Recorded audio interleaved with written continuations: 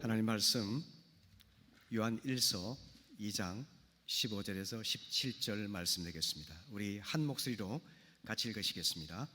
시작. 이 세상이나 세상에 있는 것들을 사랑하지 말라. 누구든지 세상을 사랑하면 아버지의 사랑이 그 안에 있지 아니하니 이는 세상에 있는 모든 것이 육신의 정욕과 안목의 정욕과 이생의 자랑이니 다 아버지께로부터 온 것이 아니요 세상으로부터 온 것이라. 이 세상도 그 정욕도 지나가되 오직 하나님의 뜻을 행하는 자는 영원히 거하느니라. 아멘. 아멘. 올해 목회표에 맞추어서 저는 지난주에 돈을 사랑하지 말라 하는 제목의 말씀을 전했습니다. 오늘은 세상을 사랑하지 말라 하는 주제로 말씀을 전하고자 합니다. 요한복음 3장 16절은 하나님이 세상을 이처럼 사랑하사 독생자를 주셨다라고 선언합니다. 반면에 오늘 본문 2장 15절은 이 세상이나 세상에 있는 것들을 사랑하지 말라. 누구든지 세상을 사랑하면 아버지의 사랑이 그 안에 있지 아니하다라고 경고를 합니다. 얼핏 보면 모순된 말씀인 것처럼 여겨지지 않습니까? 하지만 자세히 살펴보면 그 차이를 알 수가 있습니다. 요한복음 3장의 세상은 우리가 살아가는 지구 및 지구 위에 있는 사람들을 뜻하는 단어입니다. 요한 1서에 나오는 세상은 하나님께 대적하는 사탄의 영향력이 미치는 모든 영역들을 뜻하는 단어입니다. 세속적인 가치관과 문학, 그리고 교육과 체제, 이런 것들을 전체적으로 지칭하는 단어라는 뜻입니다. 우리 주님께서는 사탄을 이 세상의 임금이라고 표현하셨고요, 또 바울은 사탄을 이 세상 신이라 이렇게 부르기도 했습니다. 지금 이 세상은 사탄이 지배하는 악의 생태계가 이루어져 있습니다. 이 세상을 자기 뜻에 따라 통치하기 위해서 생태계를 만들어서 다스리고 영향력을 행사하고 있는 것입니다. 예를 든다면 비성경적인 철학과 부패한 대중문화, 그리고 매스미디어, 성에 대한 왜곡된 가치관, 그리고 부패한 정치와 경제 등을 통해서 하나님을 대적하는 가치관을 주입하고 하나님께 대적하는 교만과 하나님을 거부하는 죄악된 삶을 주입하고 있는 것이죠. 작은 예로 오늘날 세상은 아버지와 어머니라는 단어 자체가 젠더 불평등하다 이렇게 주장을 합니다. 그래서 서구에서는 아버지 어머니 대신에 가디언 1, 가디언 2 이런 단어를 쓰기 시작했습니다. 그리고 남자와 여자란 표현까지도 성불평등이라고 주장을 하고 있는 실정입니다. 이처럼 하나님이 창조하신 섭리를 무시하는 것이 바로 하나님을 대적하는 사탄의 역사인 것입니다. 주님께서는 하나님을 대적하는 사탄이 지배하는 이런 세상을 사랑하지 말라고 우리에게 명령하신 것이죠. 이 세상을 사랑하는 세 가지 형태가 있습니다. 오늘 본문을 보시게 되면은 세상에 있는 모든 것이 육신의 정욕과 안목의 정욕과 이생의 자랑이니 아버지께로부터 온 것이 아니요 세상으로부터 온 것이라 말씀하십니다. 즉 세상 사랑하는 마음은 육신의 정욕과 안목의 정욕과 이생의 자랑을 통해서 나타난다는 것입니다. 육신의 정욕은 무엇을 말할까요? 죄로 부패한 인간의 본성에서 나오는 그릇된 욕망, 심지어 탐욕을 뜻하는 표현입니다. 하나님의 창조 질서를 벗어난 탐욕들, 예를 든다면 음식에 대한 탐심, 특별히 무엇보다도 성적인 방종과 탐욕이 대표적인 육신의 정욕입니다. 그래서 오늘 세상에서는 간음을 정당시하고 동성애를 합법화하고 심지어 입에 담기도 어려운 온갖 그릇된 성적인 행동들을 합리화하고 있지 않습니까? 안목의 정욕은 시각을 통한 죄의 유혹을 말합니다. 우리 눈은 사물을 인식하게 하는 기관이면서 또 유혹을 받는 통로가 되기도 하죠. 다윗은 밧세바가 목욕하는 모습을 눈으로 보고서 유혹을 받아서 간음죄를 범하지 않았습니까? 또 우리 눈은 좋은 차나 옷이나 집이나 건물, 외모 이런 것들의 유혹에 빠져서 죄를 범하기도 하고 남들과 비교하면서 우월의식이나 열등의식에 빠지기도 하죠. 심지어 루키즘이라고 하는 외모지상주의에 빠져서 외모만을 중시하는 그릇된 삶을 살아가기도 하는 것이죠. 지금 우리가 살고 있는 이 세상은 그 어느 때보다도 우리 눈을 유혹하는 것들로 가득 차 있습니다. TV와 컴퓨터, 태블릿 그리고 스마트폰에 이르기까지 하루 종일 우리는 보고 또 보는 가운데서 우리의 마음을 미혹당합니다. 마음 중심을 빼앗기기도 합니다. 비교하여 불행하다고 느끼기도 하고 비교 우월과 교만의식을 갖기도 하죠. 그리고 많이 가짐으로 인해서 행복하다고 느끼게 만드는 것이죠. 이러한 기만적인 행동이 사탄이 우리를 안목의 정욕으로 미혹하는 과정인 것입니다. 이생의 자랑은 자신의 지위나 권세나 가진 물질 등으로 자신을 자랑하고 뽐내는 허영심과 교만을 뜻하는 단어입니다. 원래 헬라어로 교만이라는 단어는 휘브리스라고 쓰는데요, 과장하고 왜곡해서 허풍을 뜨는 모습을 나타내는 단어입니다. 오늘날 우리는 이생의 자랑으로 뒤덮인 시대를 살아가고 있습니다. 재산을 자랑하고 학벌을 자랑하고 외모를 자랑하고 직업을 자랑하고 인맥을 자랑하고 인기를 자랑하고 그리고 명성과 권세를 자랑하는 온갖 종류의 그릇된 우월주의가 지배하고 있는 시대가 되고 있지 않습니까? 이것이 바로 사탄이 우리를 기만하고 있는 그릇된 삶, 이생의 자랑인 것입니다. 이런 육체의 정욕과 안목의 정욕과 이생의 자랑은 에덴 동산에서 사탄이 아담과 하와를 유혹했던 모습과 아주 유사합니다. 창세기 3장 6절에서 여자가 그 나무를 본즉 먹음직도 하고 부함직도 하고 지혜롭게 할 만큼 탐스럽기도 한 나무인지라 여자가 그 실과를 따먹고 자기와 함께한 남편에게도 주었더라 말합니다. 우리는 먹음직하고 부함직하고 탐스러운 것에 마음을 빼앗겨서 이것이 패망으로 가는 길인지도 알지 못한 채 그런 세상의 길을 걸어갈 때가 많이 있죠. 이것이 바로 사탄의 기만이라는 것입니다. 첫사람 아담은 사탄의 유혹에 넘어져서 범죄하고 말았죠. 우리도 마찬가지로 하나님 진리의 말씀을 떠나게 되면은 육체의 정욕과 이성의 자랑과 그리고 인생의 안목의 정욕에 빠져서 패망을 향해서 나아갈 수밖에 없음을 경고하시고 있는 것입니다. 그러면 여러분, 우리가 세상을 사랑하지 말아야 될 이유는 무엇일까요? 오늘 본문은 두 가지로 말씀하고 있는데요. 첫 번째로 세상 사랑과 하나님 사랑은 공존할 수 없기 때문입니다. 어둠을 배경으로 살아가는 작은 생물들이나 물고기들이 많이 있죠. 여러분, 어둠이 깃든 겨울에서 한번 바위를 들춰 보십시오. 갑자기 그늘 속에 살아가던 생물들이 쏜살같이 도망을 가지 않습니까? 빛이 비치면은 어둠은 저절로 도망가고 사라지는 것이죠. 그처럼 빛과 어둠은 공존할 수가 없는 것입니다. 오늘 본문 15절 말씀 같이 읽어보실까요? 시작.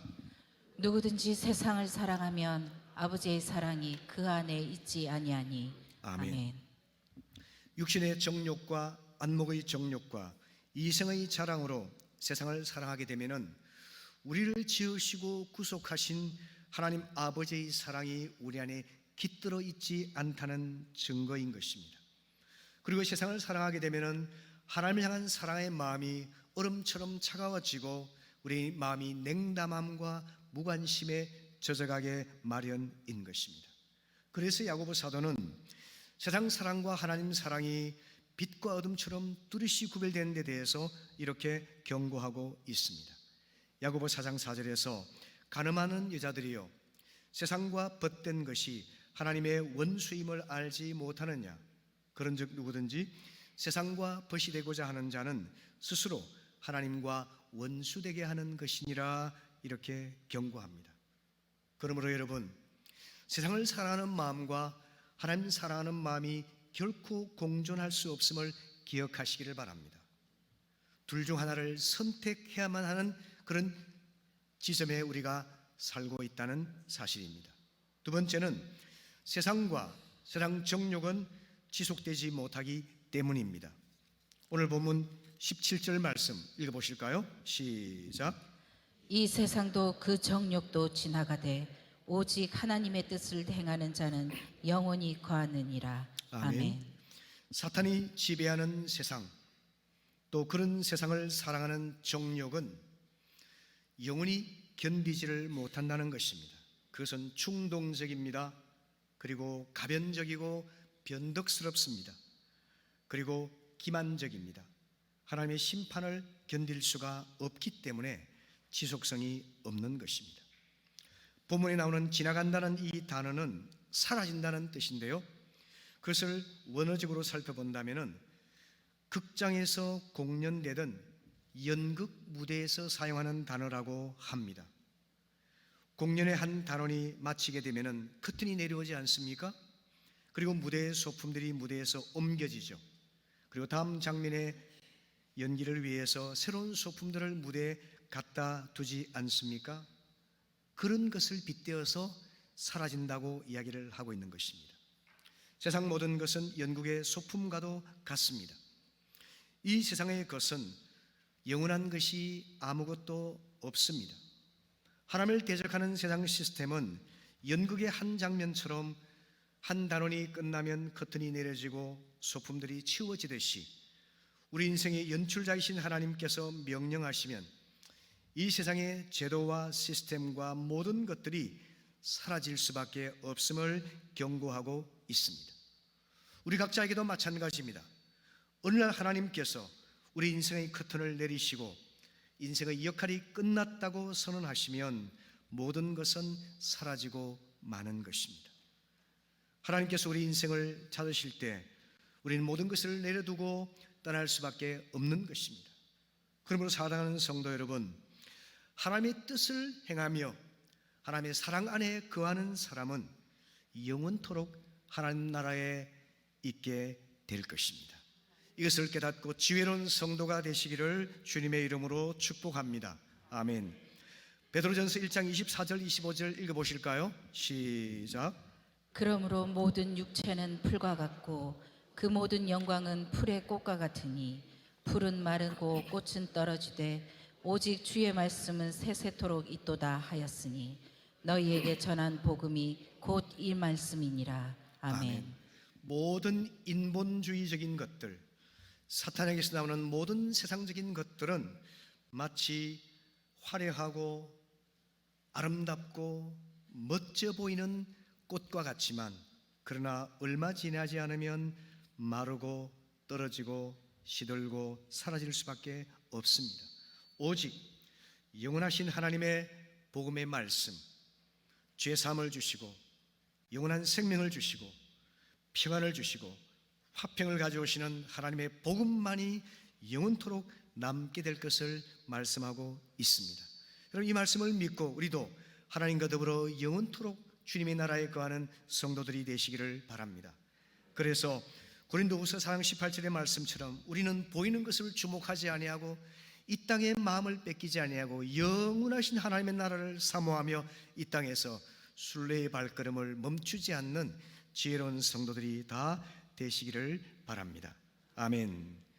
그렇다면 여러분, 우리가 이 세상의 마음을 뺏기지 아니하고 오직 하나님을 사랑하며 살아가는 것은 어떤 삶을 말할까요? 세상을 사랑하지 말라는 명령은 음식을 금하고 세상과 등을 진 채 모든 것을 차단한 채로 살아가는 그런 뜻일까요? 그런 의미가 아닙니다. 그 역설적인 지혜를 배우시기를 바랍니다. 하나님을 적극적으로 사랑하면 우리는 자연스럽게 세상을 사랑하지 않을 수 있게 되는 것입니다. 그래서 여러분, 우리가 적극적으로 하나님을 사랑함으로써 세상 사랑하지 않는 지혜를 배우기 위해서 첫 번째로 자신의 정체성을 명확히 하시기를 바랍니다. 요한복음 15장 19절의 말씀 이렇게 말합니다. 너희가 세상에 속하였으면 세상이 자기의 것을 사랑할 터이나 너희는 세상에 속한 자가 아니요 도리어 세상에서 나의 택함을 입은 자인 고로 세상이 너희를 미워하느니라 주님께서 말씀하십니다. 참된 주님의 제자는 세상에 속한 자가 아니기 때문에 세상으로부터 미움을 당할 수밖에 없다고 우리에게 알려주십니다. 그래서 고난과 박해는 참된 예수 제자의 표식이 됩니다. 그리고 고난과 박해는 참된 예수 제자가 피할 수 없는 운명이 되는 것입니다. 그리스도인은 세상에 거하지만 속하지 않는 존재입니다. 세상에 발을 딛고 살고 함께 일을 해서 생활비를 마련하고 남들과 교제하며 취미 활동도 하지만 그러나 우리의 존재는 세상에 속한 것이 아니라 하나님께 뿌리를 내리고 있는 것입니다. 그러므로 세상의 가치관, 세상의 부패한 문화, 세상의 생활 방식에 동화되거나 타협하지 아니하고 거룩한 저항을 감행할 수 있는 용기 있는 사람이 참된 예수의 사람인 것입니다. 그 과정 속에서 고난이 따를 때, 불이익이 따를 때, 어려움이 따를 때 기꺼이 감내할 수 있는 믿음을 가진 사람이 참된 예수 제자인 것입니다. 한 예를 들어볼까요? 배와 바다의 비유를 들어보십시다. 배는 바다를 다니는 운송수단이지요. 그렇기 때문에 반드시 바다에 있어야 하지 않습니까? 만일 배가 하늘을 난다거나 산으로 간다면 어떻게 될까요? 그건 배가 아니죠. 그런데 배가 물이 가득하게 되면은 물에 잠겨서 결국에는 침몰하고 말 것입니다. 그 때문에 배는 목적지를 똑바로 정하고 물길이 출렁이는 바다 위를 안전하게 항해하기 위해서 끊임없이 물을 퍼낼 수밖에 없는 것입니다. 배가 진행되는 과정 속에서 파도가 쳐와서 물이 계속적으로 들어올 때마다 물을 퍼내면서 목적지를 향해서 올곧게 가야만 하는 것이죠. 이것이 바로 우리의 정체성을 말씀해주고 있는 예입니다. 우리의 주님의 길을 따라갈 때에 세상에 거하지만 속하지 않는 사람으로 살아갈 때에 고난이 닥쳐오고 유혹과 시험이 닥쳐올지라도 그때마다 그 모든 물들을 퍼내면서 주님이 부르신 부름의 상을 향해서 달려가는 선한 싸움을 싸울 수 있기를 바랍니다. 두 번째는 성령을 좇아 행하는 것입니다. 종교개혁자 마르틴 루터는 인간을 일컬어서 이렇게 표현을 했는데요, 인간은 천사와 악마 사이의 존재라고 말이죠. 이 말은 인간이 천사처럼 선한 존재가 될 수도 있고 악마처럼 극악한 존재가 될 수 있다는 뜻이죠. 하나 예를 들어볼까요? 일본에 유학 가서 공부하는 중에 지하철 선로에 떨어진 일본 사람을 구하다가 목숨을 희생한 한국의 청년이 있었죠. 이수현 씨입니다. 그분의 죽음을 생각하면 가슴이 뭉클해지는데요, 그의 부모님이 아들의 죽음을 기념하기 위해서 한일 간 관계의 회복을 위해서 애쓰고 있다는 기사를 보고서 제 마음에 참 기쁨이 있었습니다. 참으로 귀한 일이죠. 반면에 우리가 신문을 보면은 부모를 죽이고 아내를 죽이고 자식을 성폭행하는 등 짐승 이하의 잔인하고 악한 범죄를 저지른 사람들을 우리는 또 보게 됩니다. 우리는 혀를 차면서 분노하기도 하죠. 어떻게 해서 이렇게 인간이 극단적인 선과 악으로 나눠질 수가 있을까요? 그것은 그렇게 태어난 것이 아니라 그가 누구의 다스림을 받는가 여기에 달려 있는 것입니다. 갈라디아 5장 16절 17절 읽어보실까요? 시작. 내가 이르노니 너희는 성령을 쫓아 행하라. 그리하면 육체의 욕심을 이루지 아니하리라. 육체의 소욕은 성령을 거스리고 성령의 소욕은 육체를 거스리나니 이 둘이 서로 대적함으로 너희의 원하는 것을 하지 못하게 하려 함이니라. 아멘. 우리는 자유로운 인격적 존재이지만 우리가 누구의 다스림을 받고 누구의 인도를 받는가에 따라서 우리 인생은 극단적으로 달라질 수가 있습니다. 감사한 것은 모든 믿는 자 안에 하나님의 거룩하신 성령이 내주하고 계신다는 사실입니다. 믿으십니까? 아멘. 예수를 주로 영접하고 회개하여 믿음으로 주님을 모신 사람은 하나님 아버지의 거룩하신 성령께서 우리 안에 존재하고 계십니다. 성령의 다스림을 받고 성령의 인도에 순종하게 되면 정욕을 부추기는 육체의 소욕을 제어할 수가 있는 것입니다. 여러분, 말의 안장 위에 누가 올라타는가에 따라서 말을 어떻게 통제하는가가 달라집니다. 그 말이 훌륭한 조련사의 지도를 받으면 멋진 군마가 될 수가 있는 반면에 통제자가 없으면 통제불능의 야생마가 될 수 있지 않습니까? 그와 같은 이치가 우리 마음과 삶에도 작용하는 것입니다. 요한복음 16장 13절에서 진리의 성령이 오시면 그가 너희를 모든 진리 가운데로 인도하시리라 말씀하셨습니다. 하나님의 성령님은 진리의 영이십니다. 성령을 따르면 우리는 진실한 사람이 되게 하십니다. 그리고 성령님은 거룩하신 영이십니다. 요한복음 17장 15절 17절 말씀 보게 되면 주님께서 기도하시죠. 내가 그들을 위해 기도하기를 세상에서 데려가기를 위함이 아니라 악에 빠지지 않게 보존하시기를 위함입니다 라고 하시면서 그들을 진리로 거룩하게 하옵소서. 아버지의 말씀은 진리니이다 주님이 기도하셨죠. 성령께서 오시면 진리의 말씀을 통해 우리를 인도하시고 우리가 그 인도에 순종하게 되면 아버지 하나님의 거룩하심을 우리 안에서 이루어갈 수 있게 되는 것입니다. 이와 같이 해서 우리는 이 부패하고 악한 세상을 향해서 하나님의 거룩하심을 증거하고 그들로 하여금 하나님께로 돌아오게 만드는 통로로 쓰임받을 수 있게 되는 것입니다. 그러므로 성도 여러분, 우리 안에 살아계신 성령님을 사모하시기를 바랍니다. 환영하시기를 바랍니다. 인도에 순종하시기를 바랍니다. 성령의 다스림에 순종해서 그분과 동행함으로 인해서 육체의 소욕을 정복하고 성령에 충만하여서 하나님의 뜻을 따라 살아가는 복된 성도가 될 수 있기를 바라는 것이죠. 아멘. 세 번째로, 하나님의 뜻에 따라서 하나님의 방식으로 살아감으로 우리는 세상을 사랑하지 아니하고 하나님을 진심으로 사랑할 수가 있습니다. 디모데전서 4장 4절 5절은 하나님 지으신 모든 것이 선함에 감사함으로 받으면 버릴 것이 없나니 말씀과 기도로 거룩하여진다라고 말씀합니다. 이 말씀은 세상에 있는 모든 것들을 우리가 감사한 마음으로 받고 하나님의 선물이므로 우리가 믿음으로 받고 말씀과 기도로 거룩하게 하고 나면은 어떤 것이든지 유익하다는 것입니다. 우리의 직업도, 우리의 재능도, 우리의 능력도, 우리의 물질도 모든 것들이 말씀과 기도를 통해 거룩하여지면 하나님을 사랑하고 하나님의 선한 뜻에 따라서 쓰임받는 도구가 될 수 있는 것이죠. 그것을 전제로 하고 하나님께서는 우리가 어떤 존재로 세상 속에 살 것인지를 아름답게 상징적으로 묘사해 주고 있는데요. 마태복음 10장 16절입니다. 같이 읽어볼까요? 시작. 보라, 내가 너희를 보냄이 양을 이리 가운데로 보냄과 같도다. 그러므로 너희는 뱀같이 지혜롭고 비둘기같이 순결하라. 아멘. 주님께서는 세상 속의 그리스도인들을 이리떼 속의 양이라고 비유적으로 말씀해 주셨습니다. 한번 생각해 보십시오.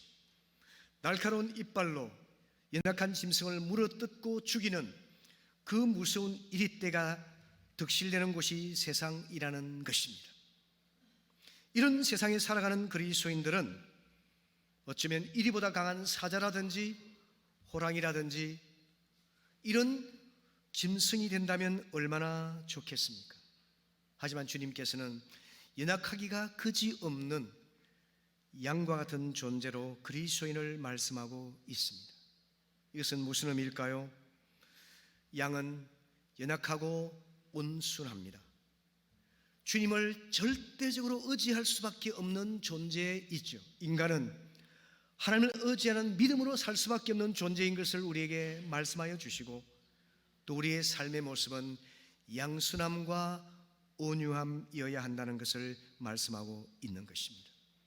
뱀같이 지혜롭고 비둘기같이 순결하다는 이 말은 뱀같이 간교한 자가 되란 말이 아니라 뱀같이 지혜롭고 통찰력 있는 존재가 되되 잔꾀를 부리지 아니하고 비둘기처럼 자유하며 진실한 자로 살아가라는 그런 뜻이 되는 것입니다. 이것을 보여주는 한 예가 산상순의 말씀이 되죠. 산상순은 우리 말씀의 삶의 기준이며 우리가 그리스도의 제자로 살아갈 수 있는 능력의 원천이 되는 것입니다. 주님께서는 말씀하셨죠.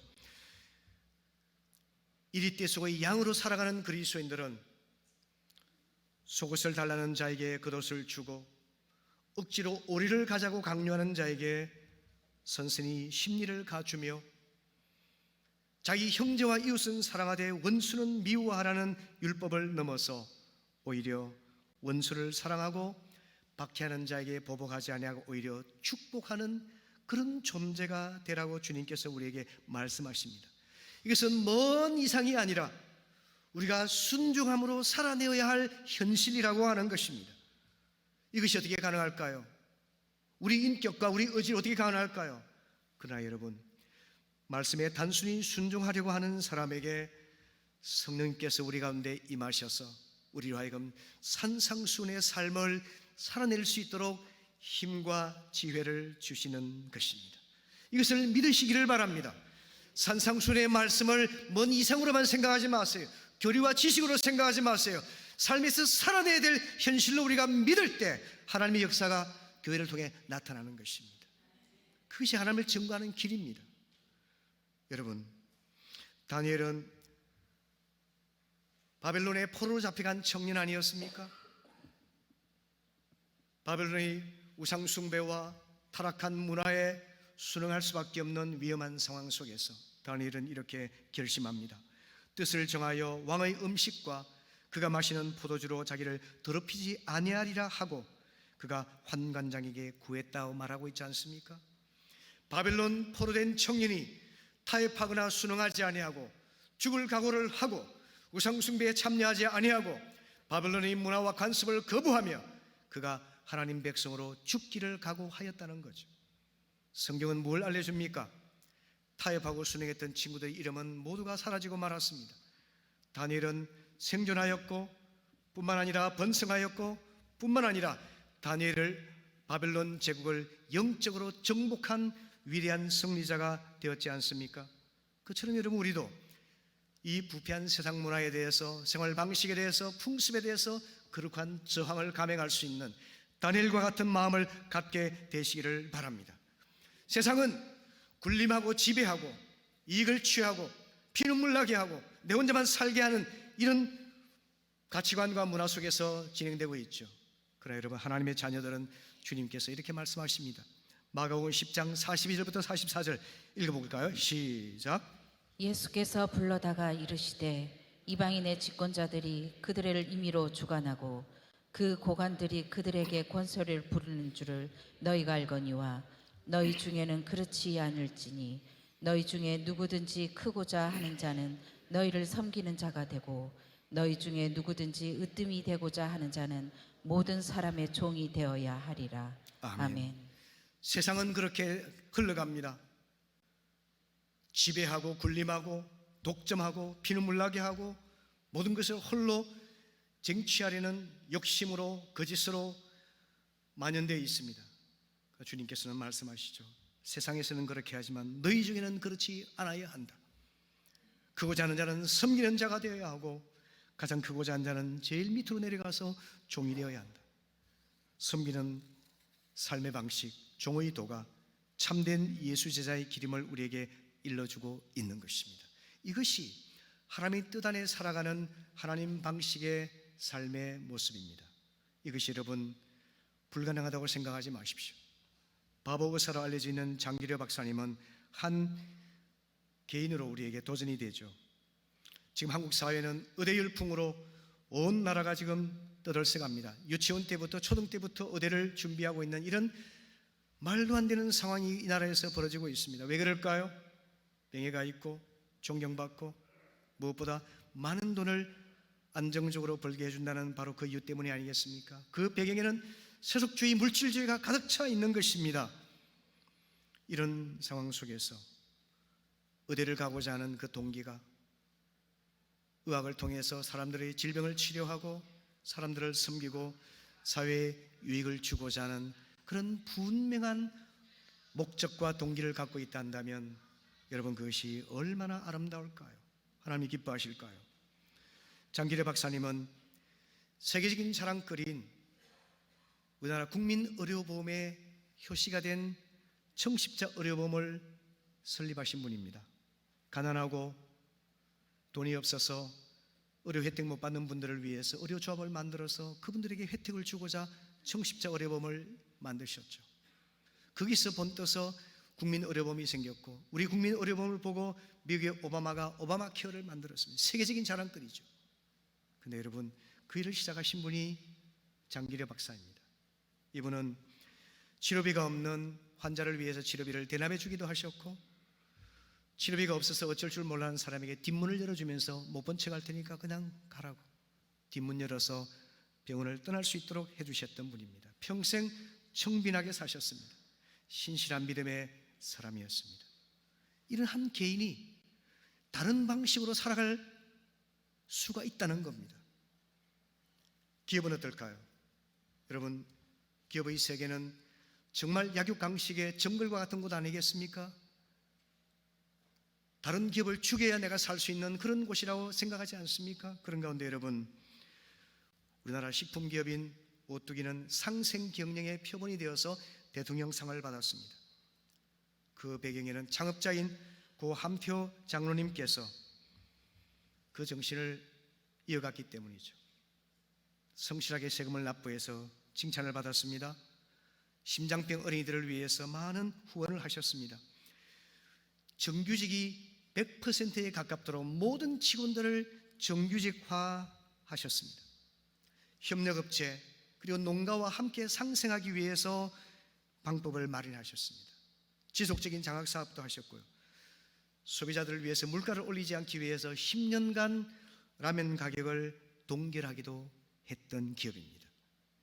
기독교적인 가치를 세상과 다른 방식으로 살아갈 수 있는 것이 가능하다는 것을 실질적으로 보여준 기업이죠.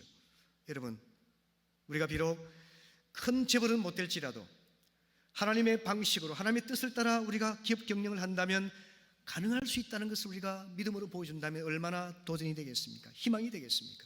저는 우리 교회에서 그런 분들이 많이 일어날 수 있기를 축복하고 싶습니다. 교회는 어떨까요? 이 모든 것들보다 더 고상하고 더 순수해야 될 것이 교회 아니겠습니까? 그리스도의 몸이니까요. 여러분 예루살렘 교회는 모든 교회의 어머니가 되는 모교회죠. 하루에 3,000명, 5,000명이 예수를 믿었던 능력이 충만한 교회였습니다.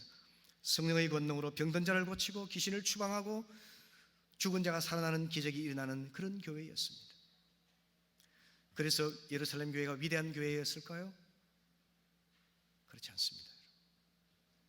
예루살렘 교회를 위대한 교회라고 우리가 말할 수 있는 이유는 예루살렘 교회가 온전히 하나님의 뜻을 따랐기 때문입니다. 요한복음 사도행전 15장에 보게 되면 예루살렘 회의가 열리지 않습니까?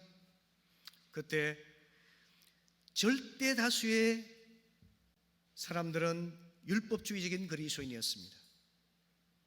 극소수의 바울과 바나바를 비롯한 극소수의 사람들이 자유주의, 복음주의적인 그리스도인이었어요. 회의를 해보나 마나 상대가 되지 않는 게임이었습니다.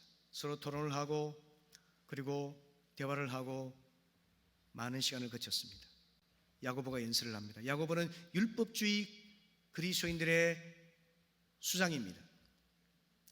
그가 연설하면서 형제들아, 성령과 우리는 저 복음주의적인 이방인 형제들에게 아무런 율법의 짐을 지우지 아니하고 그들이 믿음으로만 하나님의 자녀가 될 수 있도록 길을 열어주기를 원하노라, 그렇게 선포를 합니다. 가장 율법주의이고 가장 보수적인 야고보의 입에서 그 말이 나왔어요. 그리고 모든 참여자들이 만장일치로 동의를 해서 그들이 이방인 선교를 마음껏 하고 이방인 형제들이 교회에 자유롭게 허입될 수 있도록 길을 열었던 것입니다. 그것이 바로 예루살렘 회의입니다. 예루살렘 교회 위대함이 어디에 있습니까? 숫자가 많아서입니까? 능력이 많아서입니까? 유명해서입니까? 역사가 오래됐습니까? No! 그 교회는 오직 하나님의 뜻을 좇아서 이방 세계에 복음이 편만하게 증거될 수 있도록 기득권을 내려놓고 이기심과 욕심을 내려놓고 인간적인 생각을 내려놓았기 때문에 예루살렘 교회는 위대한 교회가 된 것입니다. 이것이 바로 세상과 다른 방식으로 교회가 의사결정을 하고 세상과 다른 방식으로 교회가 살아가고 세상과 다른 방식으로 하나님의 일을 하는 그런 아름다운 교회의 모습 아니겠습니까? 우리 교회도 그런 교회가 되어갈 수 있기를 바랍니다. 말씀을 마무리하겠습니다. 성도 여러분, 주님은 세상을 사랑하지 말라고 우리에게 말씀하십니다. 세상을 사랑하지 않기 위해 몸부림치지 마시고 하나님을 사랑하는 적극적인 방식을 추구하라는 것입니다. 나의 정체성을 명확히 하라. 성령을 쫓아 행하라. 그리고 하나님의 뜻 안에서 하나님 방식으로 일을 선택하라. 이것을 마음에 새기셔서 한 주간 또 앞으로의 삶에서 세상을 사랑하지 아니하고 하나님을 뜨겁게 사랑하는 복된 성도들이 다 되시기를 축복합니다.